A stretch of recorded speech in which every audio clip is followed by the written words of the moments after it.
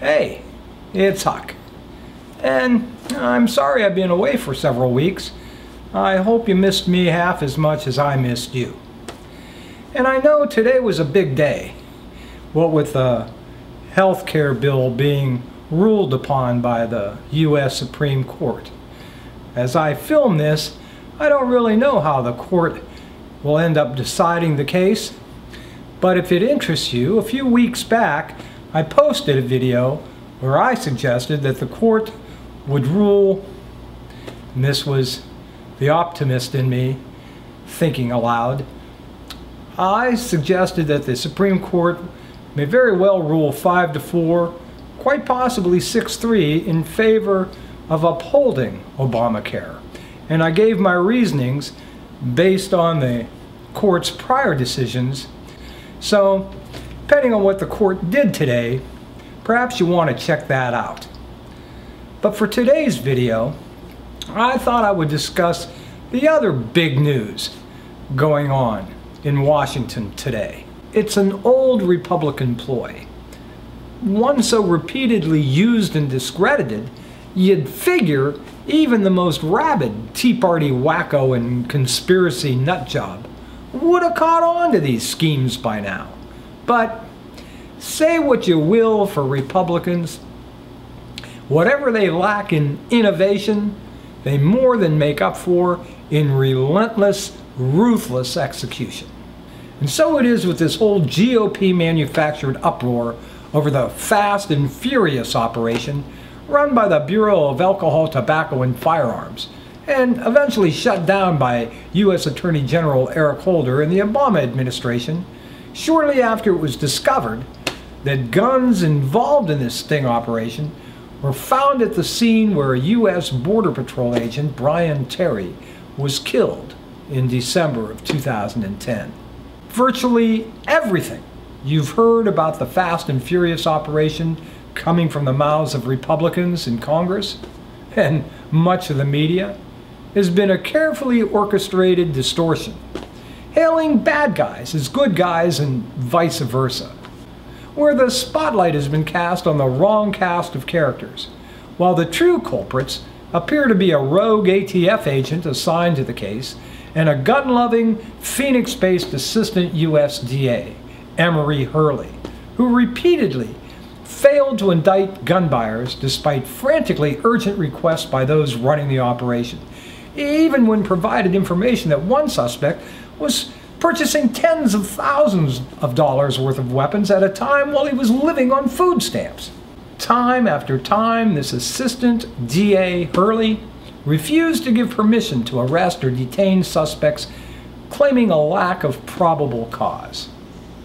As early as March of 2010, 9 months before Border Agent Terry was killed, Assistant USDA Hurley rejected a request by the operational head of the ATF operation, Dave Voth, to indict and prosecute the very man responsible for buying the guns that ended up killing Border Agent Terry.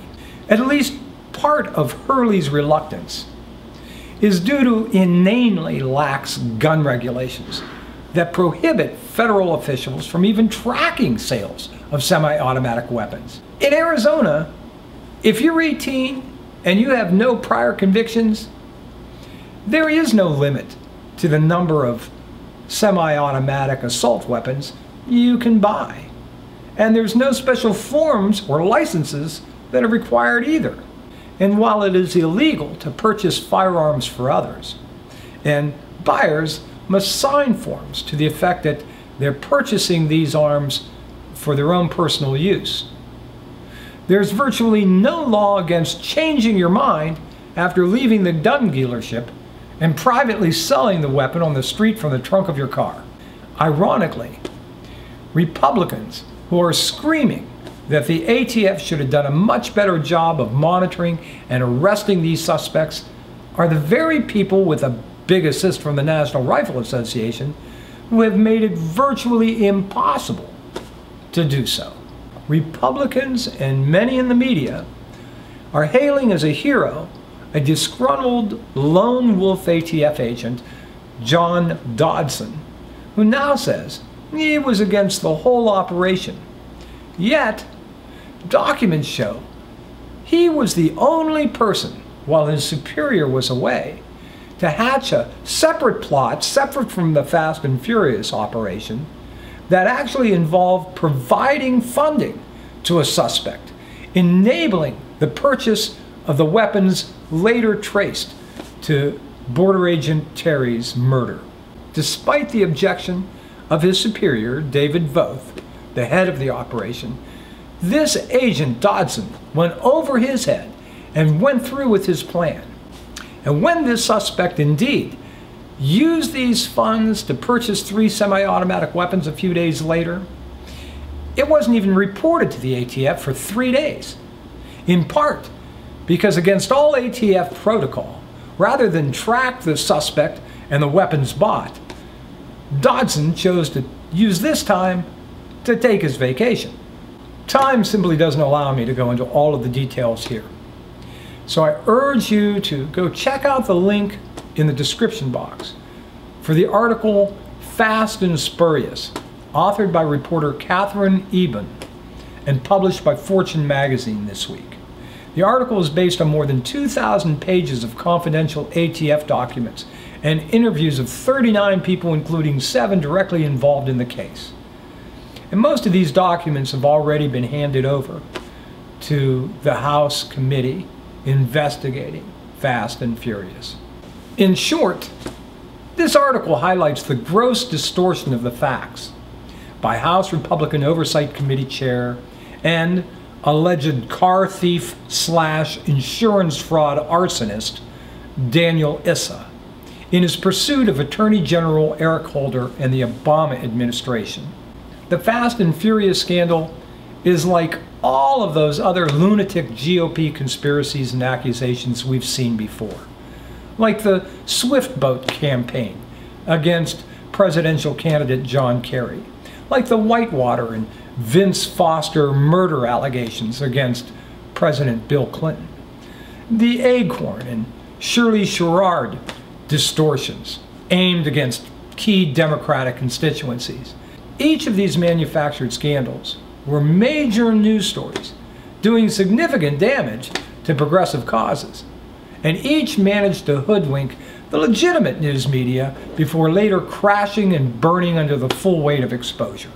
Of course, by the time the truth behind these hoaxes got out, the damage was already done. Kerry had lost the election. Clinton was so tied up in costly investigations, he had to limit the scale of his reforms until his own sexual misadventures gave his enemies new ammunition. Acorn became defunded by Congress, and Sherrod was ousted from her government job, and so disillusioned by the lack of scrutiny given the charges that she refused to come back when her job was offered to her. And aside from all of that immediate damage, millions of pea-brained idiots who only get their news from Fox and other Republican PR fronts to this day believe all of this nonsense was fact, oblivious to the revelation that each of these were debunked as pure fiction, dreamed up by political hacks with names like Breitbart, O'Keefe, Rove, and Drudge. I guess that's one of the differences between a legitimate news source like ABC, a legitimate commentator like Rachel Maddow or Chris Hayes, and the political deviants you find at Fox News or on the internet with the likes of Lee Doran or Alex Jones. Legitimate reporters and pundits apologize and set the record straight when they misconstrue facts or are duped by clever hoaxsters. Fox and friends, if you'll pardon the pun, just move on to the next GOP fabrication. But the bullshit being flung about Fast and Furious is actually a carefully crafted masterwork long in progress, and helped along not just by the usual suspects, but by one of the most powerful special interest groups in Washington, the National Rifle Association. And as Republicans know, nothing is more frightening to Democrats campaigning for office than those intimidatingly deranged and well-armed Second Amendment fanatics.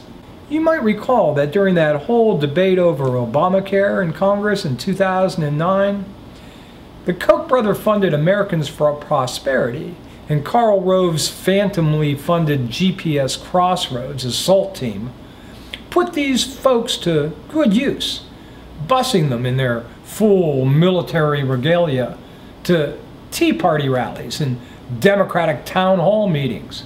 In fact, they made such a spectacle of it with their camouflage suits and ammunition clips strapped to their chests, you'd think maybe they'd be peeved at this point that Republican mayors never seem to invite them to march in the local July 4th parade. But then, these militia types are not too bright. Whatever rational brain function they may have once exhibited has long since given way to an endless stream of hallucinations, dark fantasies, with no basis in reality on how Democrats are out to take their guns. In truth, I don't know a single Democrat, certainly not an elected one, who advocates the end of gun ownership in this country. Some may want stiffer restrictions on handguns, especially in inner cities, or tougher licensing requirements for weapons meant only for urban combat or a battlefield. But for the most part, I sincerely don't know anyone, Democrat or otherwise, who advocates taking away the right to keep and bear arms, whether it be for hunting, for target shooting, or for protecting your home and family. But anyone who's followed politics half as long as I have knows, as sure as the sun will come out tomorrow, Republicans will drum up their Second Amendment fanatics against every single Democrat running for state or national office in this country. The NRA is a frenetically active, massively influential, and extremely well-funded organization that has enjoyed stunning success advancing one completely irrational idea, that every sensible firearm regulation proposed in Congress is just the first step in a wider plot to ban all firearms, period. And if you tend to sleep in your army fatigues with a loaded shotgun beside your bed, of course, you believe this nonsense. These folks aren't paranoid about some armed burglar breaking into their home. Hell, in a really bad neighborhood, that might make sense. No, these folks fear the government. I guess it never occurs to these nice folks that if they ditched the yard sign, you know, the one threatening the president with a Second Amendment solution, and had a basement that didn't rival the arsenal at Camp Lejeune, some of their paranoia might go away. But with the NRA shouting in their ear at every turn, they're not listening to common sense. They think when the government requires you to register your gun, it's to create a database of homes to search when they come to take their guns away. When government seeks to ban M60 or AK-47 assault rifles, or 31 bullet ammunition clips, items that have no legitimate purpose but to kill numerous people in a very short period of time, which they have in some of the nation's worst mass shooting incidents, the Republican NRA argument is that these bans are never pragmatic and sensible, but merely the first steps toward outlawing guns altogether.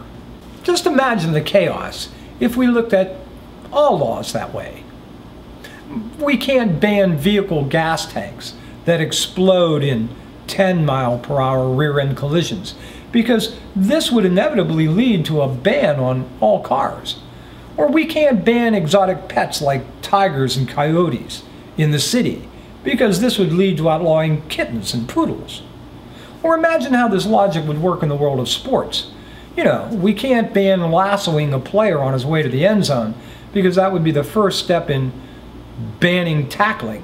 Republicans, with a big assist from the NRA, have virtually silenced Democrats on any sensible gun regulations by whipping masses of militia-minded anti-government lunatics into a frenzy every time the subject comes up. The number of these fringe groups still constitute a small minority within the Republican Party and within the NRA itself. But like weeds unattended, their numbers are growing. They're growing because Democrats are too scared to confront it. And who can blame them We saw what happens when Democrats try to enact a modicum of accessible, affordable health care for all Americans. It's been more than 2.5 years of all-out warfare. With all of this going for it, the NRA has been so successful in crying wolf at the drop of a hat that even many Democrats now brag about their NRA membership, their hunting prowess, and their NRA-approved voting record. The NRA considers a vote for any gun regulation whatsoever, regardless of how prudent or sensible, as anti-Second Amendment, and a reason to unseat whoever casts that vote. Republicans and Democrats alike literally quake in their boots at the power of the NRA. Never mind that a majority of NRA members don't always agree with the organization's positions. All that really matters is that the NRA leadership targets as anti-Second Amendment any lawmaker who hints at proposing or agreeing to some firearm restriction. Which brings us to this whole 18-month-long Fast and Furious fiasco and the vote in the House of Representatives today on whether U.S. Attorney General Eric Holder was actually in contempt of Congress when he refused to turn over more documents to Representative Iss's committee. Over the last year and a half, Holder has testified before the committee, not once or twice, but 9 times. And he's answered every question, at least he's attempted to, in between Iss's long-winded streams of false accusations, baseless speculations, and partisan rhetoric. In addition, the Justice Department has turned over more than 7,000 documents related to the Fast and Furious operation and ousted the head of the ATF, the Assistant DA Hurley in Arizona, along with his chief prosecutor, and reassigned members of the Fast and Furious program.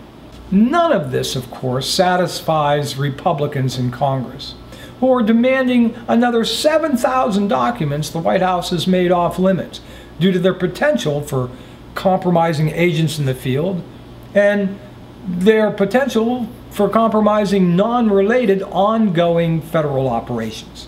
Which is, if you think about it, the sensible course, considering the cascade of classified information typically leaked out of congressional committees for political gain. So rather than see this 18-month witch hunt continue, and with Congress today poised to vote on these contempt charges against the U.S. Attorney General, the first time in history a U.S. Attorney General would face such a vote, Obama decided to risk whatever wrath the big bad Republican machine can drum up by invoking executive privilege on further documents. Obama figures any other course of action, after now 18 months of ISIS committee disrupting the Justice Department's work for purely political reasons, would only assist him and Republican committee members in using the exercise to undermine Holder's ability to do his job, to spin whatever classified information available about ongoing DEA, ATF, or Department of Justice operations to exploit Obama in the days or weeks ahead of the election. And as Nancy Pelosi noted, Republicans would just love to monopolize Holder's time these last few months before the election to obstruct any chance Holder has of challenging legal issues over voter ID, voter registration, and voter purge efforts implemented by Republican states all across the country. Meanwhile, Republicans have pushed a remarkably absurd theory in all this, that buried within the Department of Justice files somehow lies proof that behind the Fast and Furious operation was an Obama plot to ban gun sales in the United States. Of course, Republicans in the NRA were accusing Obama and Holder of planning a massive gun ban long before Fast and Furious came along. 3.5 years into his term, not a single gun bill has been proposed by the president. But NRA President Wayne LaPierre knows better. He insists Obama is merely lulling gun right activists to sleep in order to spring a massive gun ban on the country in his second term. This is like saying that because no one has ever seen Obama sleep with a man, he must be hiding the fact that he's gay. NRA President LaPierre is a moron, a crazed, foaming at the mouth psychopath where anywhere else but the parallel universe that is Republican politics, he would be locked up, placed in a padded cell, and kept from further harming himself or others. But today's Republican Party does not silence lunacy within its ranks. They welcome it. Issa himself this week stunningly admitted there's absolutely no evidence Obama or Holder instituted the program or were aware of its existence before the shit hit the fan.